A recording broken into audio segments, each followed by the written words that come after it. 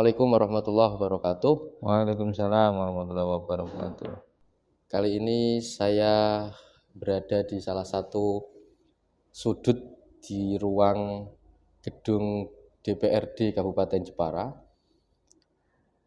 Saya diterima oleh salah satu politisi di Kabupaten Jepara, Bapak Muhammad Latifun. Pada kesempatan ini saya ingin berbicara tentang sepak terjang beliau, Pak Latifun, selama menjadi politisi. Karena beliau ini termasuk politisi pendatang baru di partai berlambang Mercy ya. Pendatang baru tapi langsung melejit menjadi pimpinan di partai besutan mantan Presiden Susilo Bambang Yudhoyono. Selamat siang Pak Latifun. Selamat siang. Sudah lama nggak ketemu. Sehat ya? Alhamdulillah sehat walafiat. Oke, Pak Latifun, pada kesempatan ini saya ingin panjenengan bercerita sedikit tentang perjalanan panjenengan untuk sampai di titik sebagai salah satu tokoh politisi di Jepara. Dulu bisa diceritakan dulu masa kecil seperti apa, kemudian sampai jenjang pendidikan seperti apa, kemudian kiprah sebelum menjadi politisi seperti apa, dan sampai sekarang seperti apa. Silakan. Oke. Terima kasih Mas Wahyu dan teman-teman. Alhamdulillah pada pagi menjelang siang hari ini kita bisa bertemu, bersilaturahim agar bisa saling memberi manfaat kepada masyarakat, pada kita semua. Karena bagaimanapun kita sebagai insan, sebagai manusia yang diciptakan di muka bumi ini tentu memiliki angan-angan ya, memiliki angan-angan bagaimana kita bisa menjalani proses kehidupan ini. Khusus untuk kami, saya pribadi, kalau kita berbicara dari kecil itu kan jauh ya, panjang. Mungkin kita lebih mengerucut kepada mengapa kok saya cenderung sekarang kok mau di dunia politik sekarang ya, tidak kepada dunia yang sebelum saya di dunia politik. Dan ini mungkin perlu ada pendidikan politik kepada masyarakat, yang mana bahwa di masyarakat kita ini ya, di masyarakat awam khususnya, bahwa di dunia politik itu cenderungannya pasti ke hal yang negatif. Ini yang masyarakat umum memandang bahwa dunia politik itu dunia yang negatif, bahkan sampai ekstrim itu dunianya dunia kotor. Nah, karena saking pragmatisnya ya. Mungkin ya. Ya, ini mungkin yang perlu kita garis bawahi dan perlu kita sama-sama mengedukasi kepada masyarakat banyak, khususnya di Jepara ini. Sehingga kesan bahwa dunia politik itu sama halnya dunia yang lain yang memiliki tujuan mulia. Bahwa dunia politik ini juga bisa dijadikan sebuah sarana untuk ibadah, untuk berjuang, untuk beribadah, sehingga dengan ending akhirnya itu memiliki tujuan yang mulia, kemaslahatan ini yang perlu kita mengedukasi kepada masyarakat, bahwa dunia politik itu jangan dilihat dari sisi negatifnya, tapi harus dilihat dari sisi positifnya. Salah satunya adalah sebagai sarana perjuangan, sarana ibadah. Sarana ibadah bagaimana? Bagaimana tidak ibadah? Kita memperjuangkan aspirasi masyarakat, kita memperjuangkan hak-hak masyarakat, yang semuanya adalah untuk kepentingan masyarakat. Di mana kita ada. Di mana kita ada artinya siapapun di dunia inilah khususnya. Ya, kalau kita berbicara lingkup Jepara, kita di Jepara. Asli Jepara ya? Kalau saya asli Cilacap. Asli Cilacap. Bukan putra daerah. Pendidikan terakhir kelihatannya doktoral sudah selesai belum nih? Saya pendidikan terakhir S2 ya, Magister Teknik S2. Sipil. Yang S3-nya proses. S3-nya sampai sekarang belum selesai. Masih proses, tapi luar Karena biasa. tergoda oleh dunia politik. Oh iya. Sebelum di politik, dulu kan panjenengan pengusaha. Ya. Pengusaha. Tahun berapa berarti mulai masuk di politiknya? Kalau latar belakang saya itu dulu saya background-nya adalah pendidikan teknik sipil ya. Magister Pendidikan teknik sipil. Teknik sipil, teknik desain di STTDNU dulu, terus kemudian S1 teknik sipil, teknik desainnya di STDNU Jepara yang sekarang menjadi Unisnu, yang melebur menjadi satu menjadi Unisnu. Kemudian S1-nya teknik sipil di Uniswat Demak, kemudian magister teknik sipilnya di Unisula Semarang. Saya sebetulnya sebelum masuk di dunia politik itu sudah enjoy dengan aktivitas kita ya, menekuni di dunia saya di dunia bidang sipil, di keahlian saya, di keahlian kita, kemudian di sela-sela saya bisa ngampu anak-anak kuliah menjadi dosen di Unisnu, dosen teknik sipil. Terus kalau waktunya masih cukup kadang ya bisa ngisi ngaji di lembaga pendidikan kita, sehingga ini sesuatu aktivitas yang sudah berjalan normal sebetulnya.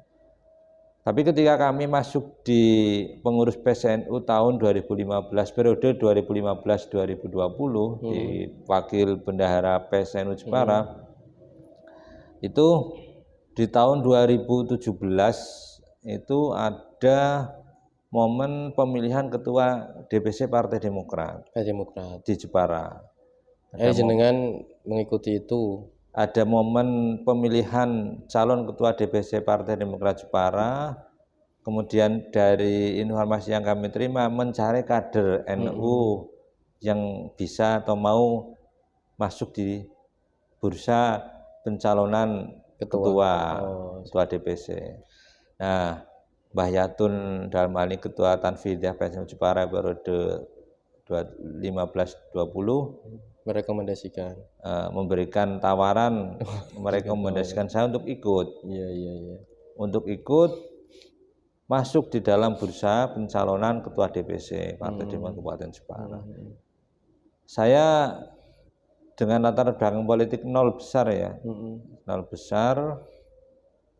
Mbah Yatun saya tidak mau sebetulnya. Saya dibilangin pertama saya tidak mau. Saya tidak mau lah, saya tidak mau ribet. Pikiran saya kan ribet. Kemudian aku ngebon Pak Li juga untuk ngatur ke Mbah Yatun. Kalau bisa Mas Latif ini tidak usah dimasukkan ke dunia politik. Nah, gitu. Akhirnya juga masuk juga ya. Akhirnya selang hari apa itu saya diundang di PSNU, saya menghadap, saya dibejang panjang lebar, yang prinsipnya adalah dengan pertimbangan yang paling prinsip itu memberikan penalarannya, pemahamannya itu, kalau kamu tidak di dunia politik, artinya kalau tidak jadi anggota DPR ya waktu itu, karena orientasinya di dunia politik salah satunya adalah legislatif ini. Kalau kamu menjadi pengusaha, membantu orang dengan uang sakunya sendiri 100 juta itu sudah banyak, kan gitu, dengan uang sakunya sendiri setiap tahun 100 juta. Tapi manakala suatu saat nanti kamu membantu masyarakat dengan jabatanmu sebagai legislatif, anggota DPR, kamu bisa memberi masyarakat lebih banyak dari yang sekarang kamu berikan. Nah, ini salah satu motivasi buat saya pribadi itu, bahwa pemahaman itu mendekati benar. Terus kedua, agar warga NU khususnya bisa berada di mana-mana, tidak hanya di 1-2 partai, tetapi bisa di banyak partai. Salah satu distribusi kader NU untuk bisa masuk di beberapa partai politik, kira-kira begitu ya. Iya. Salah satunya itu. Ya, saya ternyata baru sadar, baru ngeh ya, kalau jenengan juga alumni STTDNU. Iya. Saya baru ngeh, berarti kita satu alma mater sebetulnya. Dulu saya di Unisnu kan masih, Unisnu dulu kan masih 3 ya, STINU, Unisnu sama STTDNU. ya.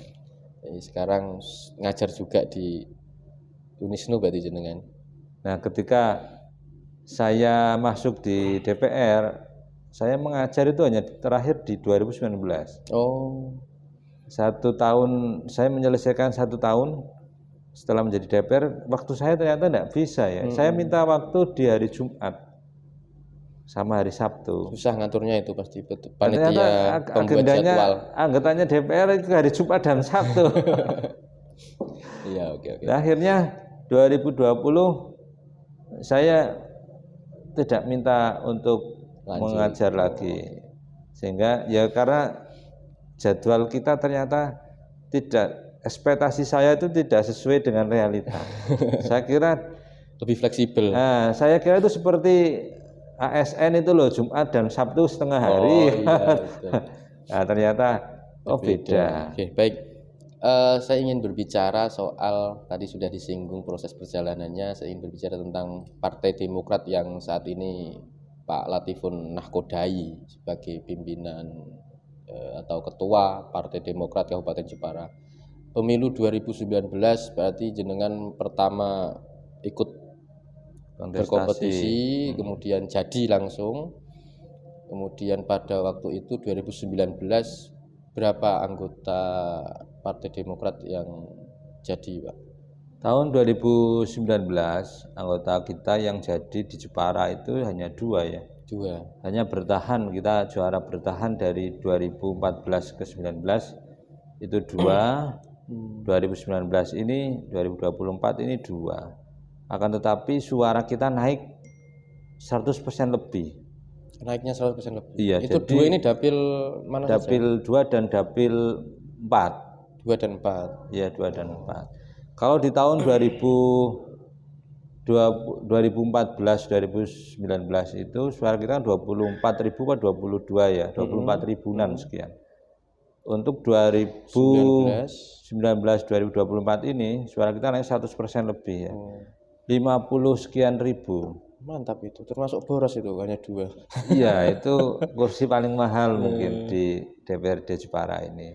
2 kursi, suaranya 50.000 lebih, tapi hanya mampu 2 kursi. Tapi di kabupaten lain, di Rembang itu hanya 40.000. Itu tapi dapat 4 kursi. 4 kursi. Iya. Ya termasuk boros. Mungkin karena ini ya, strateginya ini mungkin nanti jadi pelajaran juga. 2024 saat ini sudah memasuki tahun politik lah orang bilang. Sudah mulai masuki tahun politik. KPU sudah menetapkan peserta pemilu, partai politik peserta pemilu. Jadwalnya, schedule-nya juga sudah dipublish. Proses nanti pemilihan legislatif terlebih dahulu, kemudian diikuti oleh pemilu yang eksekutif begitu. Untuk Partai Demokrat di Kabupaten Jepara khususnya 2024 nanti targetnya berapa kursi ini yang didapatkan? Yang pertama, saya pribadi memohon doa restu ya kepada halayak ramai di Kabupaten Jepara, masyarakat umum di Kabupaten Jepara. Semoga di 2024 nanti saya pribadi jadi lagi menjadi anggota DPR Kabupaten Jepara, dan teman-teman saya di dapil lain banyak yang jadi. Jadi kalau harapan kami, angan-angan dan cita-cita kami minimal di 5 kursi setiap dapil dapat, harapan kami. Jadi kalau tidak di 5 setiap dapil dapat, syukur-syukur kalau Allah berkehendak bisa 4 besar di Kabupaten Jepara. Untuk meminta kan boleh. Iya, betul. Memohon kepada Tuhan. Satu harapan. Mohon kepada Allah semoga minimal di 1 fraksi lah ya, 1 fraksi atau 1 dapil 1 bisa terpenuhi. Jadi kalau kita boleh memohon, semoga diijabahi bisa di 4 besar di Kabupaten Jepara. Salah satu langkah yang mungkin menjadi ikhtiar dari Partai Demokrat di Jepara yang sudah dilakukan sampai sejauh ini memasuki tahun 2023 ini sudah mulai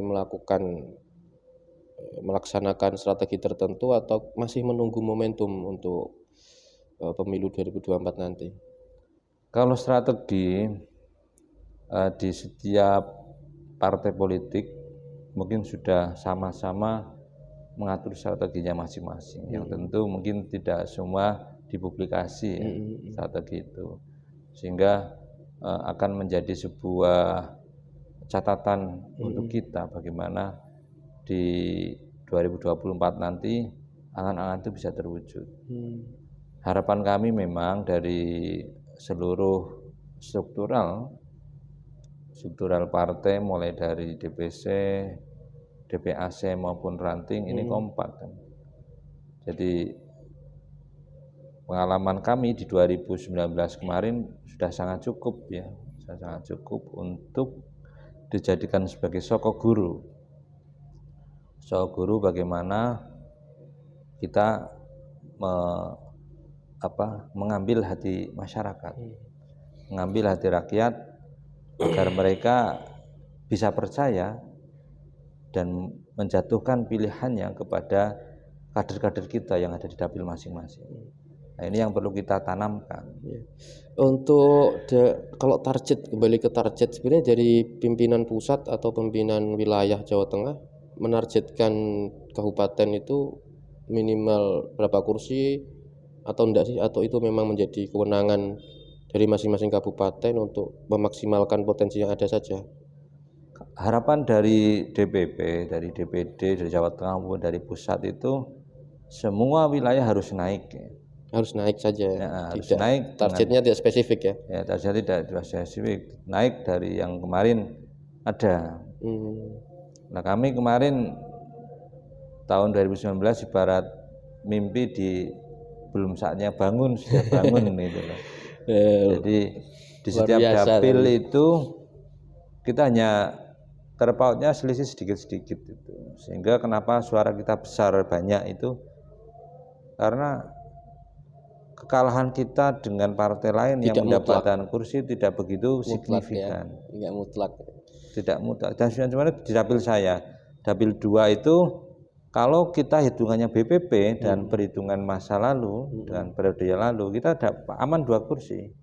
Kalau kita hitungan BPP. Tapi karena sunlight kemarin itu kita jadi kalahnya sedikit.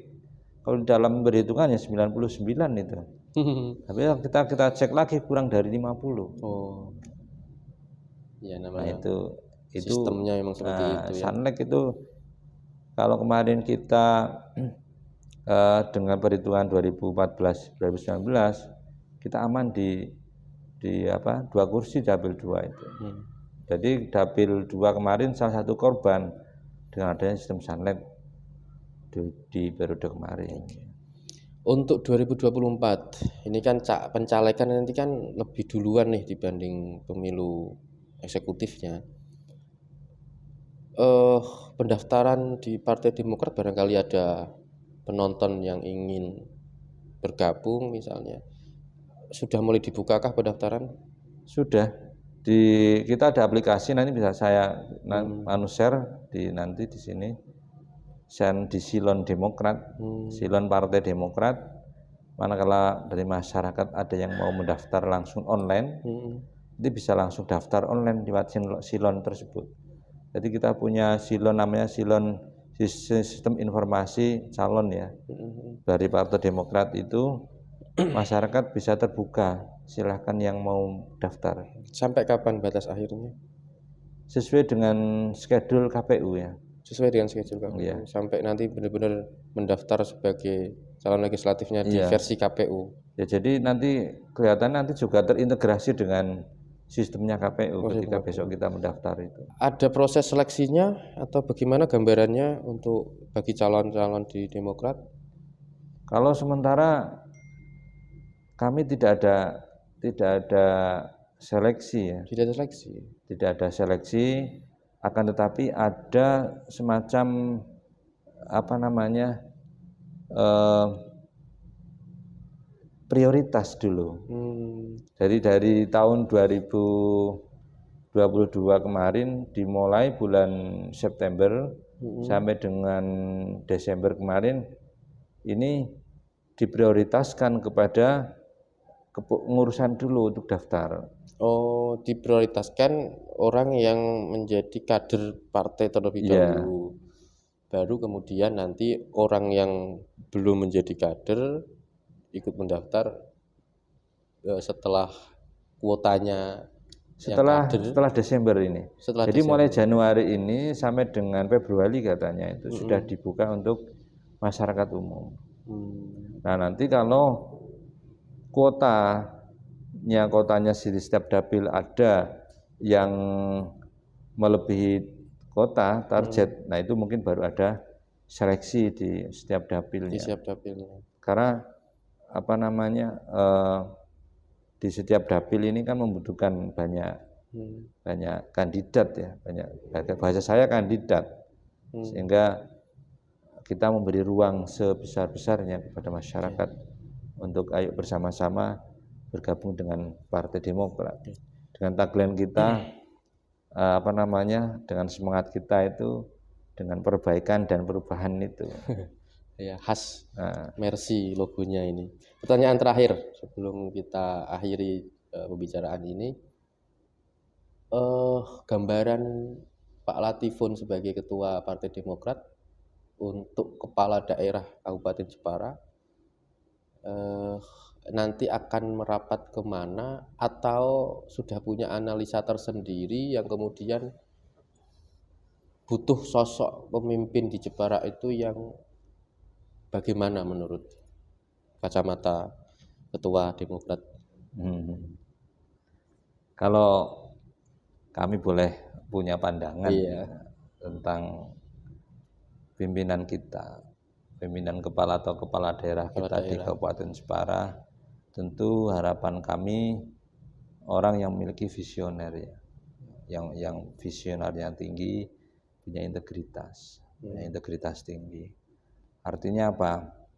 Kalau punya visioner tidak didukung dengan integritas, tentu akan mengorbankan atau mengalahkan orang lain, dalam hal ini adalah rakyat. Tetapi kalau orangnya punya visionernya tinggi, kemudian integritasnya tidak diragukan, saya kira akan menjadi sosok pimpinan yang bisa menjadi panutan. Sudahkah memiliki nama yang sudah dikantongi barangkali dari kriteria yang diinginkan itu? Sampai dengan sekarang, karena momennya memang belum, sehingga ya belum ada. Tapi sudah ada, setidaknya sudah ada gambaran ya, si A, si B atau si C nanti misalkan begitu. Sudah adakah pembicaraan di internal partai seperti itu? Sampai dengan sekarang belum ada. Belum ada karena apa? Kita mau membicarakan pilkada, dasar kita tidak punya. Beda dengan kemarin pada waktu rencana pilkada di 2022 ya. Yang enggak serentak ya. Ya, yang kalau periode kita kemarin harusnya kan kita pilkada di 2022 toh. Tapi karena ada pilkada bersama serentak sehingga kita tertunda. Kalau kemarin melihat